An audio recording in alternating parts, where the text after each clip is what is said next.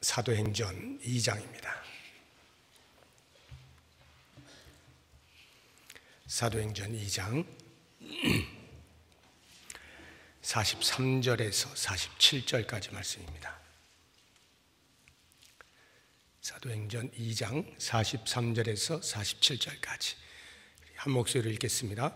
사람마다 두려워하는데 사도들로 말미암아 기사와 표적이 많이 나타나니 믿는 사람이 다 함께 있어 모든 물건을 서로 통용하고 또 재산과 소유를 팔아 각 사람의 필요를 따라 나눠주며 날마다 마음을 같이하여 성전에 모이기를 힘쓰고 집에서 떡을 떼며 기쁨과 순전한 마음으로 음식을 먹고 하나님을 찬미하며 또 온 백성에게 칭송을 받으니 주께서 구원받는 사람을 날마다 더하게 하시니라.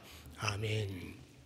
이 말씀은 이미 오래전에 사도행전 강해를 할 때에 드렸던 말씀이에요. 자세하게 한 3, 4주 이렇게 걸쳐서 이 본문의 말씀을 가지고 말씀을 드렸던 것 같은데,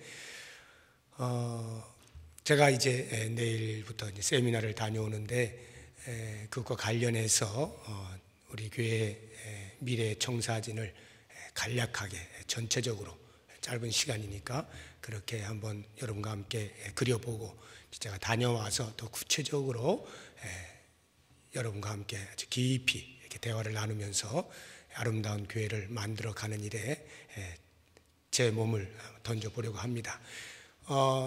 우리 교회 연구표를 아시나요? 제가 지난번에 그 연합구역 예배 드릴 때 우리 여성도님들을 대상으로 여쭤봤더니 물론 속으로는 많이들 알고 계셨겠을 것이고 또 대충은 잡히는데 정확하게 또박또박 토시 하나 안 틀리고 하기에는 조금 더듬거리시더라고요. 그래서 그걸 보고 이것은 계속해서 반복해서 말해야 되는 거구나 이런 생각을 제가 해보았는데, 여러분 한번 대답해 보시겠습니까? 우리 교회 연구표 시작. 네, 감사합니다. 지난번에 리모델링 할 때 어딘가에 좀 그거를 이렇게 좀 붙여놓으려고 했는데 아무리 찾아도 장소가 없어가지고 못 달았어요. 어딘가에 좀 이렇게 해놨으면 좋겠는데, 하나님 나라 이루어가는 신앙 공동체, 이렇게 외우시기 좋으라고 운율을 따라서 5글자씩 해놓은 겁니다. 하나님 나라 이루어가는 신앙 공동체 이렇게 했는데, 이 말씀과 관련해서 오늘 본문의 말씀을 비교하면서 좀 몇 가지 말씀을 드리려고 해요. 먼저 우리 신앙 공동체가 뭐냐 하는 것부터 좀 생각해 봤으면 좋겠습니다. 가장 쉽게는 교회, 부평 동북교회, 이 땅에 있는 교회, 그 교회가 신앙 공동체죠. 말 그대로 신앙으로 뭉친 공동체라 하는 말입니다. 그러니까 신앙을 주로 하지 아니하는 그 어떠한 것도 신앙 공동체라 하지 않습니다. 그러면 우리 기독교가 말하고 있는 신앙 공동체라고 하는 신앙의 대상은 누구입니까? 예수 그리스도시죠. 그러니까 이 자리에 앉아 계신 여러분들은 전부 남녀노소를 막론하고 예수 그리스도를 주라고 고백하는 이 믿음에 있어서 다른 분은 한 분도 안 계십니다. 만약 나는 다릅니다 하시는 분은 지금 바로 나가셔야 됩니다. 여기 앉아 계시면 안 돼요. 물론 그 믿음을 찾고 있습니다 하시는 분은 앉아 계셔도 좋습니다. 예수 그리스도를 주라 고백하는 사람들이 모인 공동체를 가리켜 신앙 공동체라고 합니다. 이것을 잊으시면 안 돼요. 왜냐하면 이 그리스도를 믿는 믿음 때문에 우리는 새로운 관계가 형성이 된 겁니다.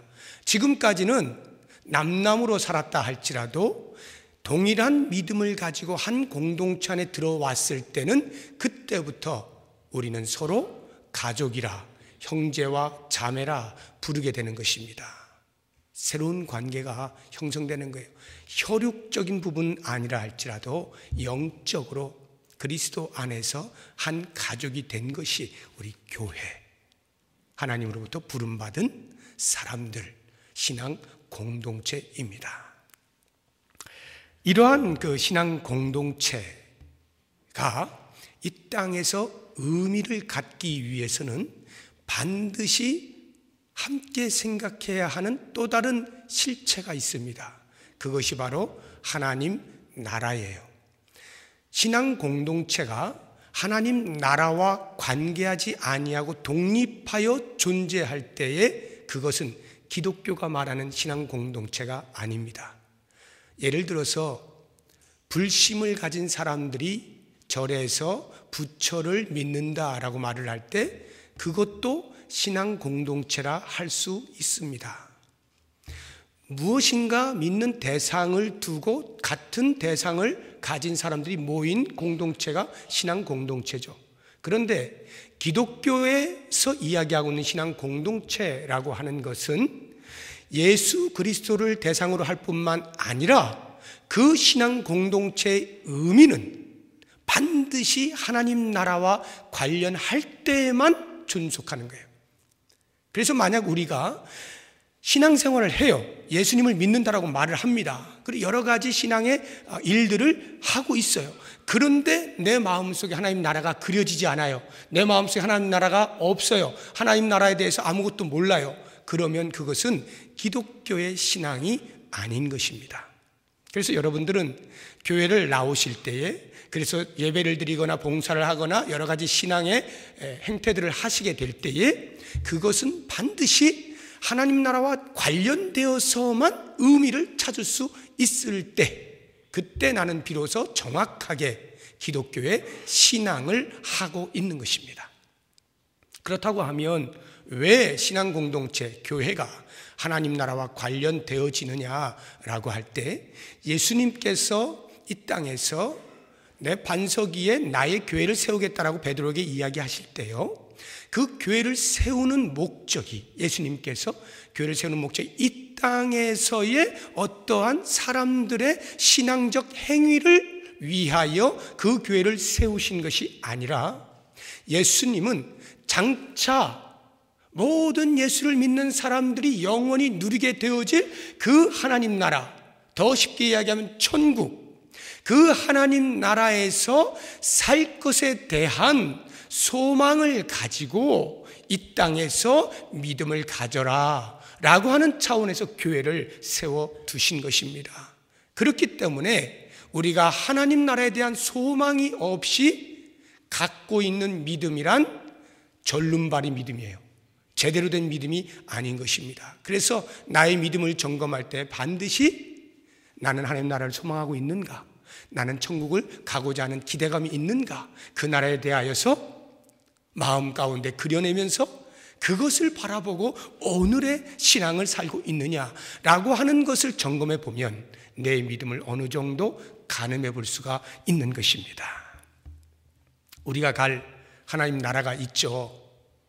우리가 죽게 되면, 주님께서 부르시면, 그래서 예수님께 다시 이 땅에 오시면 완벽한 하나님의 나라가 도래하지 않습니까?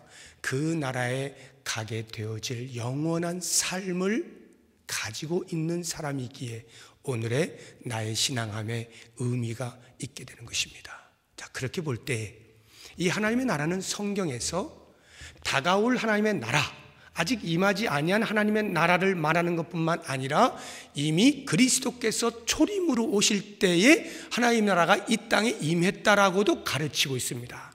양면성이 있어요.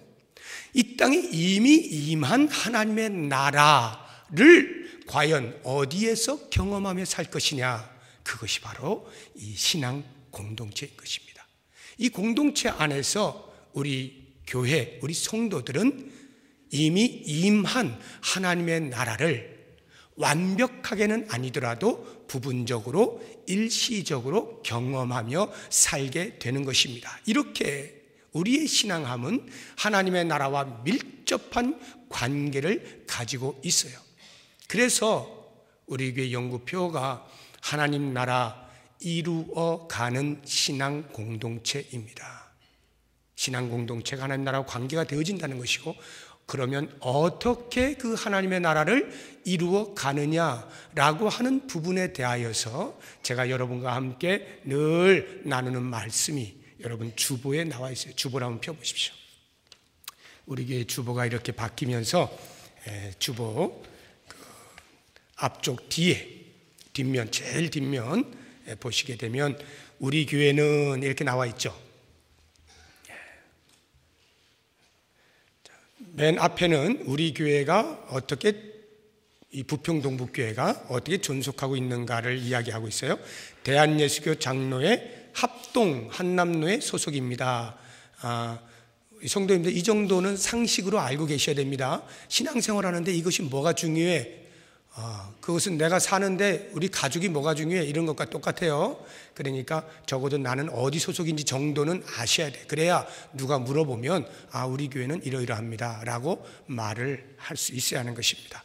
대한예수교 장로회 합동 교단 그 가운데서 한남노회 소속이에요.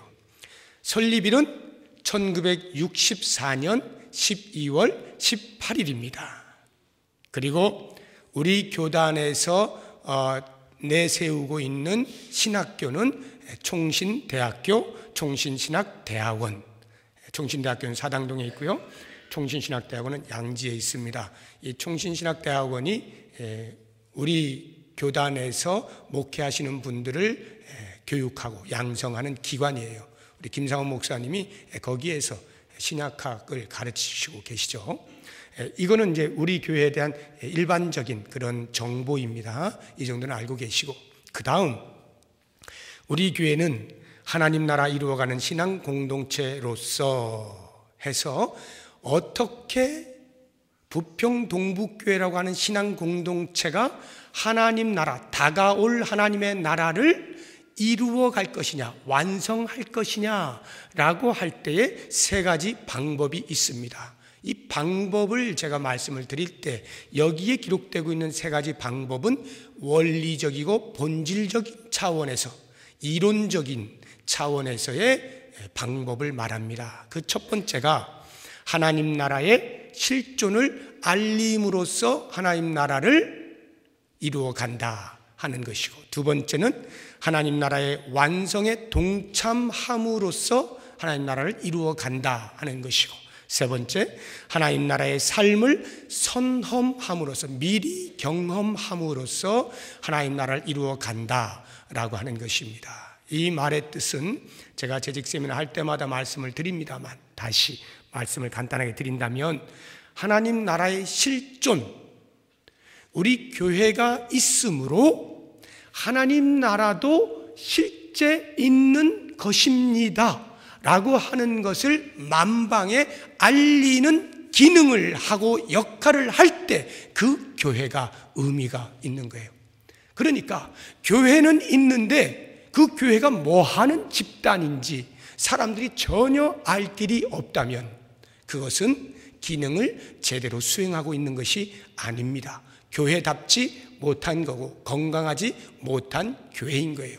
그래서 바른 교회, 건강한 교회는 반드시 그 교회가 있으므로 사람들로 하여금 교회 너머에 하나님 나라의 실체가 있다는 것을 증명해낼 수 있어야 돼요. 그것으로 존재의 의미를 갖습니다. 바로 이 일을 위하여서 우리가 하는 일 중에 핵심이 예배드리는 것과 하나님의 말씀을 가르치는 교육입니다. 예배함으로써 저 사람들을 보니 뭔가가 있는 것 같은데 누구를 예배하는가? 왜 매주 모이는가? 왜 매일 만나는가? 저 모임이 무엇이냐? 라고 할 때에 우리는 영원한 하나님 나라에서 하나님을 예배할 자들이기 때문에 이 땅에서 그것을 연습하고 있는 것입니다 라고 말할 수 있어야 하는 거예요. 그렇게 함으로써 하나님 나라는 반드시 있는 것이에요, 실체입니다 라고 하는 것을 우리 교회가 증명을 한 것이죠. 뿐만 아니라 하나님 나라의 실존을 알리기 위하여 하나님의 말씀을 가르칩니다. 왜요? 우리는 이 땅의 법을 지키며 사는 사람이기도 하지만 동시에 영원한 하나님 나라의 시민으로서 그 나라의 법도를 지키며 살아가는 사람들입니다. 만약에 하나님 나라가 실체로서 존재하지 않는다면 우리가 굳이 그 하나님 나라의 법, 말씀대로 살고자 애를 쓸 필요가 없겠지요. 그러니까 이 말씀대로 살고자 하는 애씀이 곧, 저 사람들 보니 하나님 나라가 있긴 있나 봐 라고 하는 말을 들을 수 있어야 하는 거예요. 그래서 우리는 하나님의 말씀이 가장 상위한 법인 것을 알기 때문에 만에 하나 이 땅의 법과 충돌이 일어날 때에는 당연히 하나님의 말씀을 먼저 붙잡는 거예요. 그래서 때로 세상의 법에 의하여 박해를 받는 일이 생겨날 수가 있는 거죠. 그럼에도 불구하고 우리가 견디는 이유는 우리는 하나님의 나라, 영원한 하나님 나라에서 살 존재들이기에 그 말씀이 우리의 모든 전 삶에 우선합니다 라고 고백을 하는 거죠. 바로 그것을 위하여 말씀을 가르치는 거고 주일학교가 있는 거고 제자훈련을 하는 것입니다. 바로 그 행위들을 통하여 하나님 나라의 실존을 알리는 거예요. 이 땅에 있는 신앙 공동체가 어떻게 하나님 나라를 이루어갑니까? 두 번째, 하나님 나라의 완성에 동참함으로써. 하나님 나라는 이미 임했다라고 했잖아요. 그러나 아직 오지 않았다고 했잖아요. 이 양면성, 이미 임하였으나 부분적이고 일시적인 이 하나님의 나라를 완벽하게 이루어지는 그날까지 바로 그 완성에 동참하는 데에 교회의 기능이 있다는 거예요. 그것이 무엇이냐? 복음을 전하는 거죠.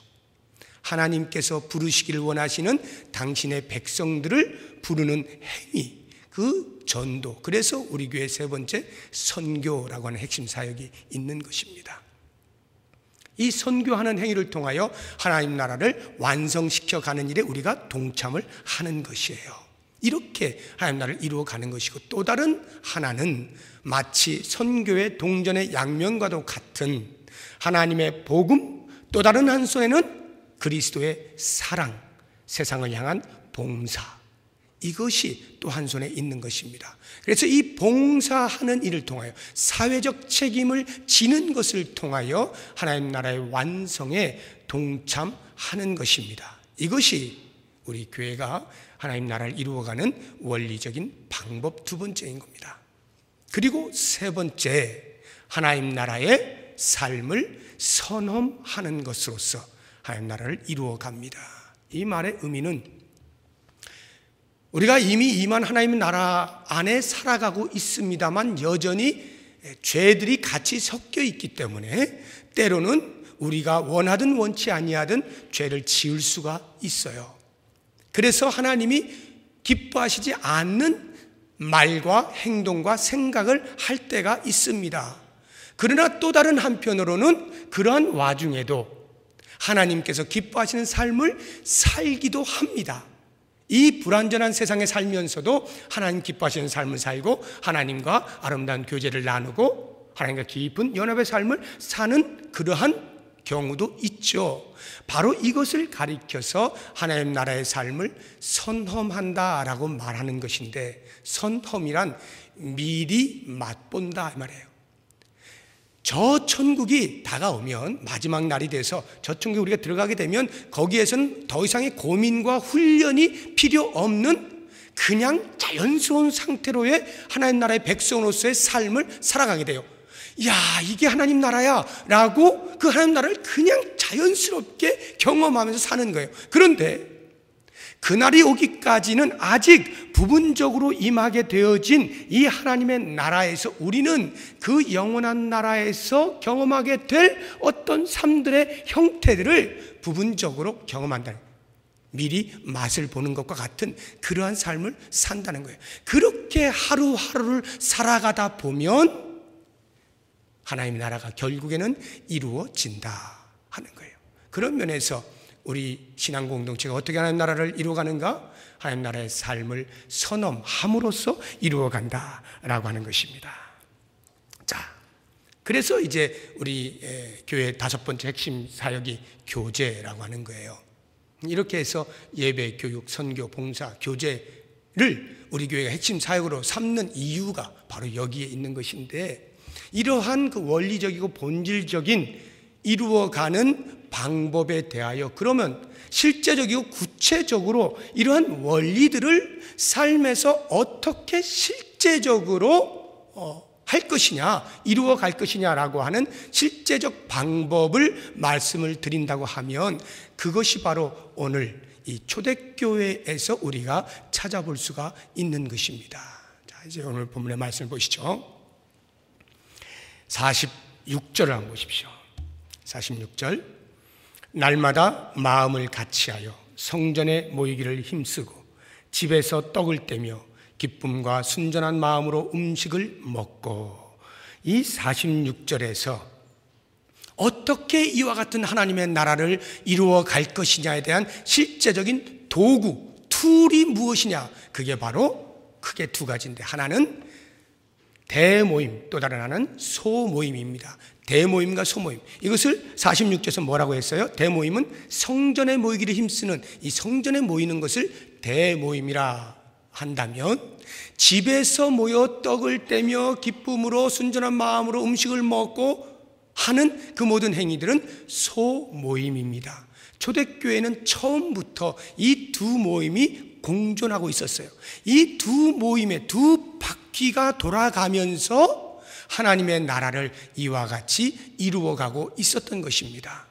바로 이 부분에서 오늘날의 교회들도 역시 마찬가지로 이와 같은 비슷한 형태들을 지니면서 지금까지 존속을 해왔습니다. 그런데 이제 제가 이 세미나와 함께 우리 교회의 어떤 방향을 제가 이제 설정하려고 하는 부분에 있어서 주의 깊게 들으셔야 되는 부분이, 대그룹이라고 하는 것은 지금 우리가 이렇게 모여서 예배드리는, 집회하는 이것이 이제 대그룹으로 모이는 거예요. 대모임이죠. 이렇게 주일마다 모이고 또는 수요일마다 모이고 하는 이 모임입니다. 그런데 집에서 모이는 소모임은 우리 한국교회에서 지금까지 구역 모임이라 해서 많이 활용되어져 왔던 모임입니다. 전혀 생소한 게 아니에요. 구역 모임으로 활발하게 해왔었습니다. 그런데 오늘날에 와서 그 구역 모임이라고 하는 것이 많이 희석이 되었어요. 가장 결정적인 부족함이라고 한다면 그것은 오늘날의 대부분 교회의 구역 모임은 여성으로 구성이 되어 있다라고 하는 부분에 있습니다. 우리 교회도 똑같죠. 다 여성들로 구성이 되어 있어요. 그래서 남성들에 대해서 어떻게 해야 될 것이냐라고 하는 부분에 대하여서 우리 교회가 고민한 결과 지난해부터 남성 구역을 만들었죠. 남성들만 또 구역을 만들어서 이렇게 모임을 가질 수 있도록 하고 있습니다만, 중요한 것은 지금 초대교회가 집에서 모였다라고 하는 말의 의미는 단순히 모이는 그 자체의 의미가 있는 것이 아니라, 오늘날 우리 교회가 반드시 이 일을 실행해 주고 이 일에 대하여 동기부여를 받고 이와 같이 초대교회처럼 살고자 하는 몸부림을 쳐줘야 되는 가장 중요한 것 중에 하나가, 현실적인 요청 중에 가정입니다. 가정. 하나님께서 세우신 가장 기초적인 두 제도가 하나가 가정이고 하나가 교회인데, 이 가정 부분이 오늘날에 많이 무너져 있어요. 여러분도 이미 경험을 하시는 것처럼 이제 우리나라에서 이혼이라고 하는 것은, 깨진 가정이라고 하는 것은 그다지 신기한 이야기가 아니에요. 일상적으로 얼마든지 만나게 되어지는 그러한 사회 구조 속에 살아가고 있습니다. 가정이 점점 위태해지고 있는 것이 현실이에요. 이러한 현실적 부흥뿐만 아니라 성경이 말하고 있는 가장 작은 단위의 신앙 공동체는 교회 이전의 가정이거든요. 그 가정들이 회복되어지고 하나님의 나라를 대변해낼 수 있는 그러한 삶을 살아가는 것, 너무나 중요한 시대가 되었습니다. 이러한 성경의 요청과 시대적 요청에 발맞추어서 성경에서 이야기하고 있는 이 가정에서 모이는, 집에서 모이는 소그룹을 가장 잘 드러내고 있는 현재 있는 구조가 바로 가정교회입니다. 그런 면에서 제가 성경을 연구하고 교회에 대하여 끊임없이 마음속에 기도하면서 그려내고 있는 그림 가운데에서 지금까지 제가 만난 여러 가지 가운데에서 이 가정교회의 정신과 원리와 그 방법들이 성경의 초대교회의 모습을 잘 구현해내고 있다라고 하는 판단이 섰기 때문에 우리 교회가 그 교회를 향하여서 그러한 그 시스템을 가지고 우리의 삶에 새로운 어떤 도전을 받고 교회다운 교회로서의 변모를 꾀하기 위하여서 이와 같은 생각을 하고 제가 먼저 깊이 그 부분에 대하여서 선구자적인 역할을 하고 있는 교회를 방문하여서 살펴보고 돌아와서 여러분과 함께 우리 교회에 맞는 그 상황으로 접목을 시키고자 하는 것입니다. 이 대모임과 소모임의 특징을 가만히 보시게 되면 이 소모임은 왜 가정교회라고 말을 하냐 하면은 마치 교회, 지금 우리가 이해하고 있는 교회의 대부분의 역할을 그 소모임에서 한다라고 하는 의미에서 가정교회예요. 그 정도로 교회됨에 대한 실제적인 행위가 소그룹 모임 속에서 일어나는 것을 의미하는 것입니다. 우리가 지금 모이고 있는 대부분의 소그룹에서는 사실 그런 것이 쉽지가 않습니다. 제가 제자훈련을 4년 동안 지금 해왔습니다만 그 모임도 역시 이런 가정교회, 초대교회가 경험했던 그 소그룹 속에서의 하나님 나라, 교회의 모습을 경험하는 것은 그다지 쉽지가 않았습니다. 이유가 있어요. 일단 집에서 안 모이기 때문에 그렇습니다. 교회에서 모이잖아요. 우리는 편리함을 위하여서 교회에서 모입니다. 그러다 보니까 가정교회에 대한 개념이 없어요. 교회가 무엇인지 그 가정 단위에서의 경험을 별로 하지를 못하고 있는 것입니다. 바로 이 부분에 대하여서 가정의 회복과 교회의 회복을 위하여 이 소그룹의 가정교회 모습을 반드시 구현해내야 되겠다라고 하는 것입니다. 대그룹으로서의 교회는 그러면 그 역할이 무엇이냐라고 할 때에 우선적으로 소그룹은 보통 10명 안팎의 단위로 모이는 것입니다. 10명한테 단위로 모여요. 그러나 그러한 소그룹으로 모였던 사람들이 이제 주일에 예수 그리스도를 구주로 고백하는 동일한 믿음의 사람들이 함께 모여서 한 집회의 장소에서 동일한 하나님을 찬양하고 영광을 돌릴 때 가장 폭발적인 것은 바로 예배입니다.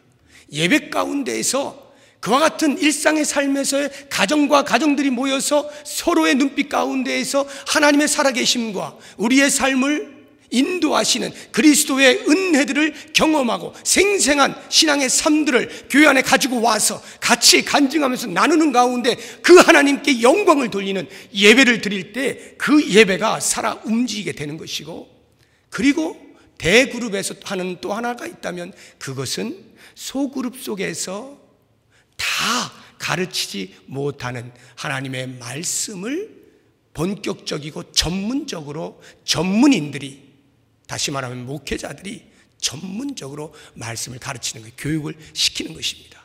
이러한 것을 가지고 그 힘을 공급받아서 각 소그룹에서 그 소모임 가운데에서 작은 교회들이 되어서 거기에서 경험하는 것들은 첫째가 교제입니다. 성령 충만한 교제. 하나님 나라를 이루어간다라고 할 때 그 하나님 나라의 삶을 선험하는 것을 대그룹 속에서는 각기 맡은 일을 바쁘다 보니까 서로 쳐다볼 시간도 없고 이야기할 시간도 없을 수가 있는 그 주일의 형편 속에서 경험하지 못할 수가 있는데, 그것을 소그룹 속에서 다른 그 무엇보다도 우선적으로 너와 나는 가족이다, 너와 나는 형제야 자매다, 너와 나는 하나님 나라를 들어갈 사람들이다, 그 하나님 나라에서 우리가 어떻게 살 거지? 라고 하는 것을 생각하면서 서로 나누는 것입니다. 그렇게 삶을 부대끼면서 거기에서 하나님 나라의 삶을 선험하는 일들을 그 소그룹 안에서 진지하게 해나가는 것이에요. 바로 이것이 소그룹에서 가장 해야 할 중요한 역할 가운데 하나고, 그 다음에 그와 같은 삶이 이 사회에 대하여서도 우리가 그리스도인에서 어떻게 살아야 될까라고 할 때 그 소그룹의 사람들이 함께 모여서 대화하는 중에 야, 우리 이번에 이렇게 한번 도와보자, 우리 한번 여기를 한번 섬겨보자 하고 대사회적인 봉사의 일을 찾는 것입니다. 소그룹 안에서 찾는 거예요. 또 한 걸음 나아가면 그 소그룹에서 하는 가장 큰 역할 가운데 하나는 바로 복음을 전하는 일에 있습니다. 복음을 전할 때 물론 대그룹으로서 이 교회당에 먼저 올 수도 있겠습니다만 관계 전도가 유용하다라고 할 때에 가장 먼저 발을 들일 수 있는 것은 바로 이 소그룹입니다. 교회라고 할 때 사람들이 갖는 그 부담감이라고 하는 것은 생각보다 큽니다. 그런데 우리 그냥 식사 같이 하고 대화하는데 한번 와볼래? 라고 할 때 초청하는 것은 그리 어렵지가 않아요. 이 불신자들을 주께로 돌아오게 하는 목표를 가지고 소그룹이 모이는 거예요. 그렇게 해서 한 사람을 초대해서 같이 식사하면서 교제하면서 삶을 나누고 그 사람으로 하여금 그리스도인들의 삶은 뭐가 좀 다르네 라고 하는 것을 피부로 느끼게 만들고, 그래서 복음에 대하여 관심을 갖게 만들고 흥미를 유발시키고, 그러는 중에 교회를 소개하고 그리스도를 소개하고 하는 일들이 자연스럽게 일어나게 하는 것입니다. 이 초대교회도 동일하게 그렇게 했죠. 집에서 떡을 떼며 음식을 나누어 먹고 할 때에 백성들에게 칭송을 받잖아요. 그러니까 구원받는 사람의 수가 더해진다고 하지 않습니까? 그렇게 칭송받는 것도 일단 무엇입니까? 그들의 삶이 그들에게 증거가 되는 거예요. 야, 저 사람들 뭐가 달라 라고 하는 그 삶, 그것을 어디에서 보여주느냐? 바로 그 집에서 떡을 떼며 음식을 함께 나누어 먹으면서 삶을 나누고 물건을 통용하고 하는 이와 같은 형제애, 도저히 혈육에서도 찾아볼 수 없는 이와 같은 형제애를 실현해내는 모습들을 통하여서 그리스도를 알지 못하는 자들의 마음에 큰 감동이 되어지는 것입니다. 그러면서 도대체 누구를 믿는 거냐라고 질문을 던질 때 그리스도를 소개하는 거예요. 그러면서 더 알고 싶으면 교회에서 이러이러한 유용한 프로그램들이 있는데 한번 참여를 해보세요 하고 교회가 마련해 놓은 그러한 성경 프로그램들에 나오게 해서 그리스도를 더 많이 알아가게 만드는 이와 같은 대모임과 소모임의 연합을 통하여서, 조화를 통하여서 하나님의 나라를 실제적으로 이루어 가게 되는 것입니다. 바로 이 부분을 우리 교회가 하고자 하는 것이죠. 이러한 차원에서 저뿐만 아니라 여러분 모두가, 제가 믿기로는 모두가 좋은 교회, 행복한 교회, 기쁨이 넘치는 교회, 사랑이 많은 교회, 건강한 교회를 꿈꾸고 있을 것입니다. 그러한 교회를 만들어가는 툴로서 이러한 부분들을 실행해보자 라고 하는 것인데요, 이렇게도 생각할 수 있습니다. 여러분 가운데 아무리 그 제도를 바꾸면 무엇하느냐, 사람이 안 바뀌면 똑같은 것 아니냐. 물론 그럴 수 있습니다. 사람이 안 바뀌면 어떤 좋은 제도도 소용없어요. 안 되는 겁니다. 그거는 말 하나 많아요. 사람 안 바뀌잖아요. 끝나는 거예요. 그러면 만약에 사람이 바뀐다라고 작정을 하고 바뀌기로 노력을 하고 애를 쓰고 그리스도 안에서 어떻게든지 바르게 살고자 하는 사람들이 있다라고 가정을 할 때는 그러면 어떻게 되느냐? 툴이 매우 중요합니다. 그 한 예로 제가 테니스를 왕년에 쳤었잖아요. 제가 이제 제법 쳤는데, 테니스를 제법 쳤는데 남아공에 있는 동안에 제가 나온 그 스텔렌보시 대학교에 그 나라 남아공이 테니스를 그래도 제법 칩니다. 그 나라에서 왕년에 국가대표를 했던 분이 제가 다니던 그 대학교의 코치였어요. 그러니까 이 사람은 그 남아공 국가대표들만 가르쳐요. 학생들은 이제 그냥 이렇게 시간에 맞게 이제 가끔 가르치고 주로 그 국가대표급 선수들만 이렇게 코치를 하는 것입니다. 그런데 어떻게 하여튼 연결이 돼서 제가 그분께 코치를 받을 수가 있게 된 거예요. 영광스럽죠. 테니스를 워낙 좋아하던 저로서는 이게 웬 기회냐라고 해서 열심히 12번인가를 받았습니다. 12번. 그것도 번이에요. 한 번에 얼마씩 해가지고, 아니 뭐 한 번에, 그러니까 그 사람은 노하우를 전수하고 하니까 많이 받을 필요도 없는 거예요. 12번을 받는데요. 제가 그 전에 수년 동안을 했잖아요. 나름대로 선수 생활했던 우리 목사님한테 제가 배웠거든요. 그러니까 나름대로 제가 폼이 괜찮고 이게 있어요. 그런데 말이죠, 그분에게 딱 받고 제가 12회 12번을 마치고 나서의 저의 테니스는 급격하게 급성장을 했습니다. 놀라운 일이죠. 저는 똑같아요. 저는 테니스에 대한 열정이 있었고요, 치고 싶어 하는 사람이고 잘 치고 싶었고, 그래서 누구에게든지 배우고자 하는 마음이 늘 있었습니다. 그런데 누구에게 배웠느냐라고 하는 것이 이렇게 차이가 날 줄은 그때 제가 알았습니다. 저는 똑같아요. 저는 마음에 다 돼 있어요.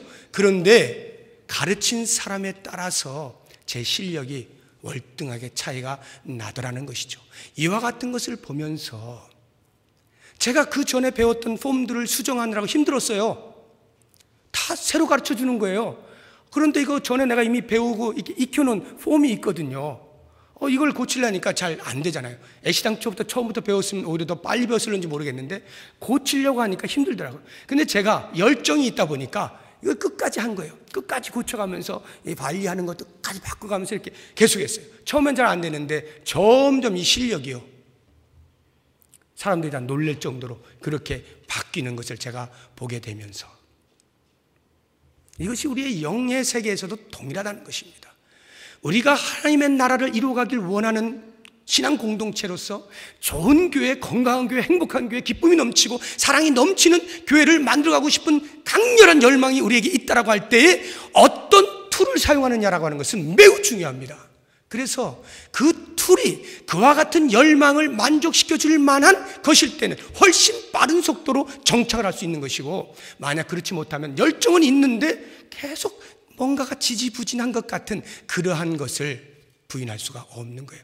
이런 차원에서 저는 지금까지의 모든 것이 잘못되었고 이런 차원이 아니라 보다 나은 교회라고 하는 본질적인 목적을 향하여서 우리가 마음을 둔다라고 할 때에 이와 같은 일에 대한 기대감을 가지고 좋은 코치를 만난다라는 생각을 가지고 이러한 새로운 제도에 대하여서 마음을 열어놓으면 모르긴 몰라도 우리 교회가 지향하는 그러한 방향으로 점점 더 빨리 나아갈 수 있을 것이다 라고 하는 것입니다. 그렇기 때문에 바로 이 부분에 대해서 이제 제가 세미나를 다녀와서 여러분과 함께 많은 대화들을 나눌 것인데, 그때 허심탄회하게 이야기를 하기로 하고, 그러면 우리 교회가 이것을 하는 시기적으로 과연 맞느냐라고 할 때 저는 적기라고 생각합니다. 어떤 면에서 적기냐? 첫째, 제가 대화를 나누다 보면 우리 성도님들 가운데 좋은 교회, 건강한 교회, 바른 교회에 대한 갈망이 많이 있음을 제가 봅니다. 정말 바른 교회였으면 좋겠습니다.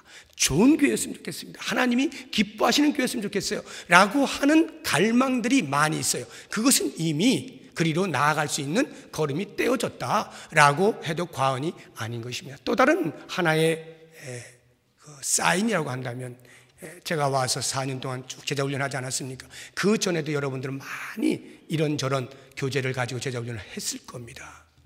그렇게 하는 과정 속에서 특히 제가 교회가 무엇이냐라고 하는 부분에 대하여서 오랫동안 말씀을 드려왔고 같이 삶을 나누었는데, 바로 이 부분에 대하여서 그 교회, 우리가 이해하고 배운 그 교회를 실현하는 장, 이것을 우리가 함에 있어서 이미 많은 분들이 배웠기 때문에 이 부분에 대하여 어려움이 없을 것이다 라는 생각이 드는 것입니다.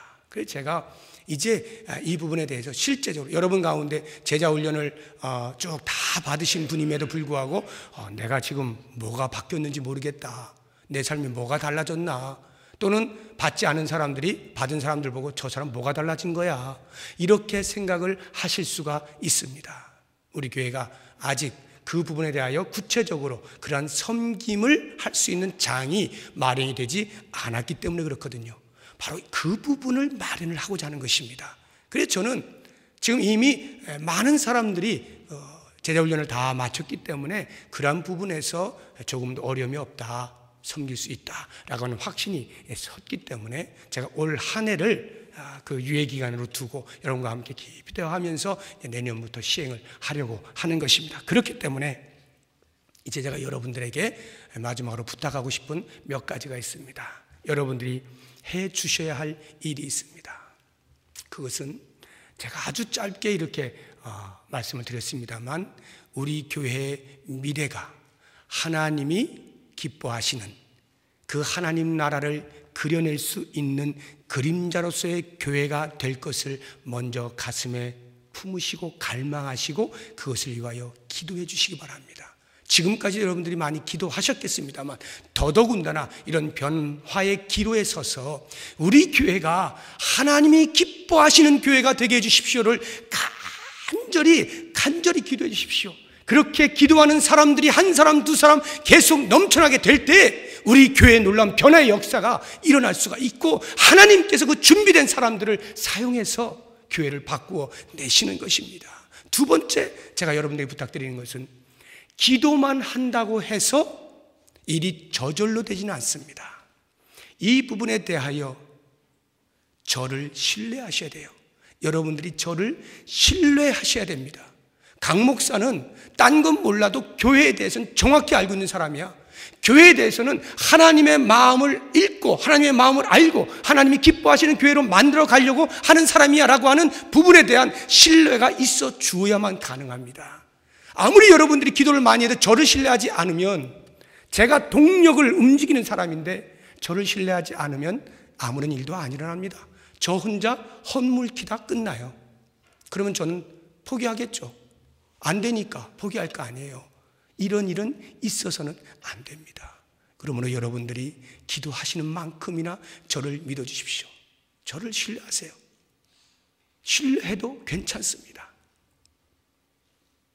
왜냐하면 제가 제 마음의 양심을 걸고 하나님의 말씀에서 이야기하고 있는 교회의 모습을 실현하고 싶은 그 열정이 누구에 못지 않는다라고 자부하고 있기 때문에, 하나님의 교회를 바르게 세우고 싶은 열망이 제 마음속에 있기 때문에, 적어도 그 부분에 대해서 제가 생각으로만, 말로만 또는 마음으로만 열정을 가진 것이 아니라 직접 연구하고 조사하고 살피고 이와 같은 신학적인 모든 배경들을 다 살펴서 결론을 내린 부분이기 때문에 여러분들께서 신뢰를 하시고 따라와 주시면 일은 일어나게 되어 있는 것입니다.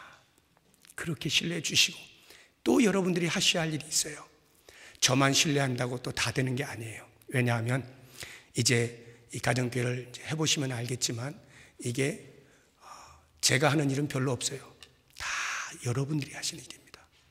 여러분들이 실제로 손과 발을 움직여서 섬기는 일들을 하셔야 되기 때문에 여러분이 이 부분에 대한 이해가 부족하면 안 돼요. 제가 돌아와서 여러분들이 이해할 때까지 계속 말씀을 나누겠습니다만은, 그럴지라도 여러분이 직접 연구하는 일이 필요합니다. 그래서 제가 우리 장로님들과는 이미 이제 지난 주간에 명절에서 제가 책을 못 받았는데 이번 주중에 올 거예요. 그러면 우리 장로님들이 제가 오기 전까지 그 책을 다 읽으시도록 좀 제가 말을 해놨습니다. 그러면 돌아오면 그 교재들을 가지고 같이 이 부분에 대해서 깊이 대화를 나누려고 합니다. 이렇게 연구를 하시다 보면 여러분들이 직접 연구를 해보세요. 이게 도대체 무엇인가? 어떻게 하는 것인가? 원리가 무엇인가? 본질이 뭔가? 신학적 배경은 무엇인가? 직접 여러분들이 가능한 한 제가 모든 정보들과 소스들을 다 드리겠습니다. 제가 돌아와서도 계속해서 여러분들과 대화를 할 때 여러분들이 적극적인 자세로 그렇게 연구를 하십시오. 그러면 훨씬 빨리 여러분의 것이 됩니다. 소화가 잘 되는 거예요. 그리고 또 한 가지는 교회가 하니까 할 수 없이 억지로가 아니라 자원함으로 동참을 해 주시기 바랍니다. 에휴, 그래, 하도 목사가 그냥 소리를 치니까 한번 해봐. 한 1년 하다가 안 되기만 해봐. 이게 아니고 정말 마음을 다해서 그래, 여기가 살 길이다. 이것이 하나님 기뻐하시는 교회야 라고 하는 것, 저와 동일하게 마음을 품으시고 자원하여서 동참을 해보십시오.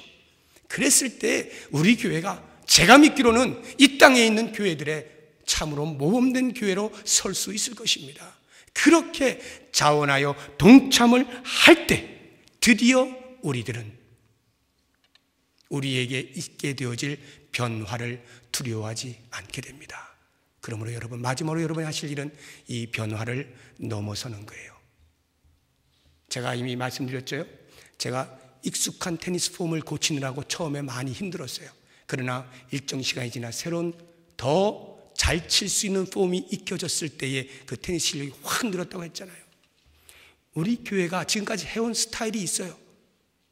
제가 그것을 무시하는 것도 아니고 잘못됐다는 것도 아닙니다. 그러나 더 나은 것을 향하여 지향하여 나아갈 때에 이러한 변화는 필수 불가결한 것입니다. 그럴 때 이 변화에 대하여 두려워하지 마시고 받아들이세요. 오는 변화를 그냥 받아들이시고 넘어가십시오. 변화를 넘어가게 되면 그 뒤에 숨겨져 있는 하나님께서 예배해 놓으신 놀라운 부흥의 역사를 우리가 만나게 되는 것입니다. 이러한 꿈을 꾸시면서 우리 교회를 향하여서 하나님께 가지고 계신 그 마음을 저도 품고 여러분들도 품고 함께 1년 내내 품으면서 우리 교회는 앞으로 이렇게 나아간다 라고 할 때, 다시 한번 결론으로 말씀드리면, 제가 지금 여러분에게 말씀드리는 것은 어떤 조직 바꾸기, 툴 바꾸기가 아니라 우리의 본질을 재확인하는 것입니다. 정말 바른 교회를 원하십니까? 정말 건강한 교회를 원하십니까? 정말 하나님이 원하시는 교회를 원하십니까? 그러면 이 길입니다 라고 할 때 그 제시된 길을 여러분들이 살펴서 함께 나가는 것, 그것을 하기만 하면 우리 교회는 그 과정 속에서는 때로 어려움이 있을 수가 있고 상처가 있을 수가 있고 마음 아픈 일이 있을 수도 있겠습니다만, 그것을 다 견디고 나면 하나님께서 정말 이 땅에 세우신 교회의 목적을 따라 그 원리적인 본질들을 이루어갈 수 있는 그런 교회가 될 것입니다. 이것을 꿈꾸시면서 우리 교회의 미래를 향해서 함께 기도해 주시길 바랍니다. 하나님 아버지, 감사합니다. 우리 교회를 사랑하여 주셔서 하나님 나라를 이루어가는 신앙 공동체로 한 가지 한 가지 실행에 옮기며 몸부림을 치게 하여 주시는 것 감사합니다. 그러나 많이 부족합니다. 턱없이 부족합니다. 늘 생각할 때마다 한없이 부족합니다. 우리의 연약함을 하감하여 주시고 우리의 열정이 없는 것도 아니며 우리의 마음에 관심이 없는 것도 아니고 오직 하나님의 나라를 향한 뜨거운 열정이 있으나 어떻게 해야 할지를 몰랐다고 하면 이제 우리들에게 그 방법을 알려주시고 그 방법을 따라 실행함으로 하나님께서 기뻐하시는 하나님 나라를 드러낼 수 있는 귀한 신앙 공동체가 되게 하여 주시옵소서. 한 주간의 삶을 주님 지켜주셔서 사랑하는 부평동 북교에 속한 모든 성도들의 삶에 우리 주님 일일이 간섭하여 주시고 만나 주시고 회복시켜 주시고 치유하여 주셔서 하나님 믿는 맛을 경험하며 살아갈 수 있도록 축복하여 주시옵소서. 부족한 종이 잠시 교회를 비웁니다. 주의 성령께서 끝까지 지켜주셔서 아무런 일이 있지 않게 하시고 평안 가운데 거할 수 있도록 인도하시고 부족한 것이 나아가 주의 마음을 깨닫고자 할 때 더 많이 깨닫고 많은 눈물을 흘리며 주님의 마음을 본받아 돌아올 수 있는 귀한 복을 허락하여 주시옵소서. 우리 모든 성도들이 동일한 마음을 품고 오직 하나님을 기쁘시게 하는 일에 한 방향을 향하여 달려갈 수 있는 우리 모두가 되게 하여 주시옵소서. 예수 그리스도의 이름으로 기도하오며 이제는 우리 주 예수 그리스도의 은혜와 하나님의 사랑과 성령의 교통하심이 하나님 나라 이루어가는 신앙 공동체로 바르게 살아가기로 다짐하는 주의 백성들 머리 위에 이제로부터 영원토록 함께 있을지어다. 아멘.